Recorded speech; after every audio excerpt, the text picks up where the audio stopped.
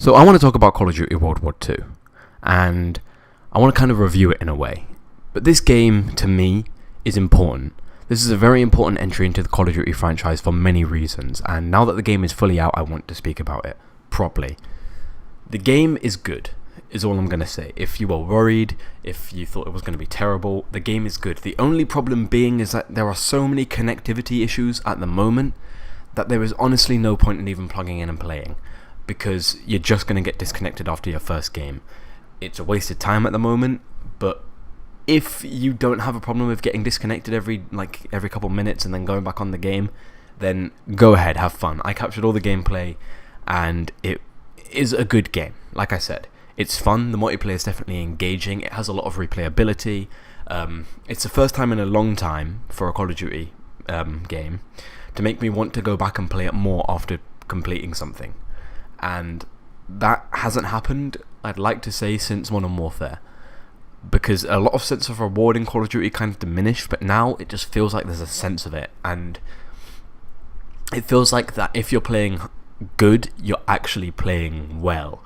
You know, in games like Advanced Warfare and Black Ops 3, if you were playing okay, then, you know, it's probably due to the amount of ease that the game has. This game feels rewarding when you win something. This game feels rewarding when you win a gunfight. And it's the first Call of Duty game where I've gone, oh yeah, okay, that's fair. Instead of, you know, oh, what the fuck? This isn't fair. Come on, I should have won that gunfight. It's the first Call of Duty game I've ever done that. It might be something to do with my rage issues. I don't know. But overall, I had fun. It is great.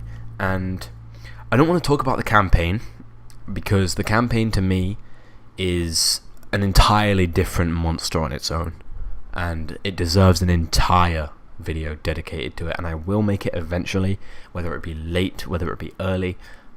I'm going to make the video. I want to talk about the campaign because the campaign is very important in this Call of Duty and will probably define what the campaign is for the next few games. So I want to sway away from that for now, keep that as its own separate video, and just talk about the multiplayer. Now, multiplayer is easy to pick up, it's easy to play. Okay, you have to get the hang of it at first, and that's what I like about it. It's not like, let's say, Infinite Warfare or Black Ops 3 or Advanced Warfare, where you can just pick up, play, go instantly and get the hang of it. This one's different. This one can be played after a little while, and you have to get better at it. Okay, otherwise you will get killed. You can't just go running blindly out into gunfire or into crossfire. You will be killed. Because you can't jump out of the way anymore. You can't just boost up and then go back. It just doesn't happen anymore. But other than that, the multiplayer, all these kill streaks, or just the weapons, everything feels great. Incendiary rounds definitely still need a nerf. They are incredibly broken. They really do need to be changed. I can think of many ways to nerf them. One would be, or the most important one would be, nerf the amount of damage they deal per second, because that is insane. They almost insta-kill you if you are hit with them.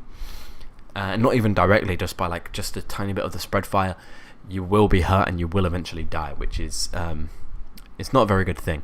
But moving on, I want to talk about the headquarters mode. And I called it the headquarters mode, but it's not really. It's just an entirely thing. Now, this is really similar to, let's say, something from Destiny 2 or Destiny 1, where you'd have the hub world, you can walk around. But in World War II, you can just walk around the hub world. There's awesome stuff. There's this commander guy. There's this message place. There's these supply drop challenges, and just you can check out what weapon types you have. You can go to the cinema, or the theater, I guess you could say, and it is just incredible. It's a really cool thing. There's also a shooting range and a place where you can test your kill streaks, which is very interesting. I don't know if they're going to keep something like this in the future. I can imagine them doing this in Black Ops 4, because they did kind of have a hub in Black Ops 4 for certain things, which was Black Ops 3, which was interesting, and it was just pretty cool. And the menu is something I want to talk about. It's quite accessible, I like to say. If you're in the headquarters on Xbox Live, you just pause, you get the menu up. It's awesome. It's quite a clean menu. It's easy to navigate. You can see what you're doing instantly. You just press all the bumpers, you go to other things. Definitely an interesting one. I think it's a step up from the normal main menus, but it still has a lot of issues. Mainly frame rate inside of the headquarters area. That's definitely a problem. It can drop to below 40 sometimes when it's supposed to maintain a 60 FPS. Lock, but it's weird. And moving on, now we have probably my favourite part of this game. We have the zombies. Now, I was sold, okay, because I knew this was going to be a classic style game.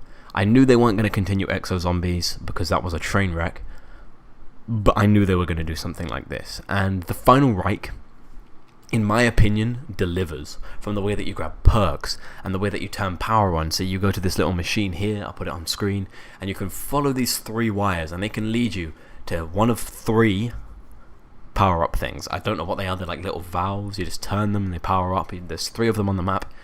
And then you come to this little, this like, I don't know, it looks like a film thing or something. You press it and then fire erupts everywhere. Like the cave opens, you go underground, it opens up the rest of the map. One thing that I do have a problem with though is it's not a very difficult game mode, and it's quite easy. And I can even tell you how to open the Pack-a-Punch right off my head. Turn on the power, go down. Let's say go to the Pack-a-Punch room, which I'll put on screen now. It's in this really gritty, like prison cell looking place. The Pack-a-Punch machine looks cool as it is, like where it is, but it's in this gritty area. You go in, you press this button, it goes up a little bit. You go through all these tubes, you can jump down those, you can press a button in them. Then there's this thing in the I call it the central room, or the mainframe. I guess I can call it the mainframe, in the underground area, where you got to turn this this thing, and you just turn it. It opens up, and then you've got to have a timed event where you press a few buttons, go down the chutes, like all the garbage chutes, and just press all the buttons in the areas that you end up, and then the Pack-a-Punch is open. It's not a very hard map. The difficulty is not bad at all. I mean, it's not hard to play. It's quite easy to pick up and just go. I mean, my first attempt I got to round 25, and then got bored and quit. Like, it wasn't that I died, I just got bored and completely just back dashboard gone. So I was quite bored of it by then, because the difficulty was a bit easy. But I'm sure with friends this game is a lot more fun. The boss zombie is I don't have any footage of him at the moment because I wasn't recording at the time when I ran into him like 8 times, but he is a great boss. He's really difficult. I think he's more difficult than the Panzer Soldat from Black Ops 3 and Black Ops 2, but he's definitely a step up. He's not impossible to beat, but he is really hard to. You have to get him in just the right spots, and there's 2 boss zombies. And another one is one that runs around with a mace. These spawn pretty frequently in the higher rounds, and all you've got to do is aim for the head, and that will practically kill them quite quickly. But if they run after you, you have to run, otherwise they will hurt you, and they will deal a lot of damage. And it's very interesting. I do enjoy the game modes. Personally, I think this is building up to be one of the best Call of Duties of all time, no doubt. I mean, it's just great. The gameplay's fun. Zombies, in my opinion, is fun. It does, like I said, get boring because of the ease of getting through the rounds, but I'm sure with friends it's fun. And like I said, I want to talk about campaign in a completely different video. And if you are an ex-Call of Duty fan who abandoned the franchise because of the way it went, and because of where it went, either way, I can not recommend you enough to buy this game, to get this game, to play it, to have fun on it.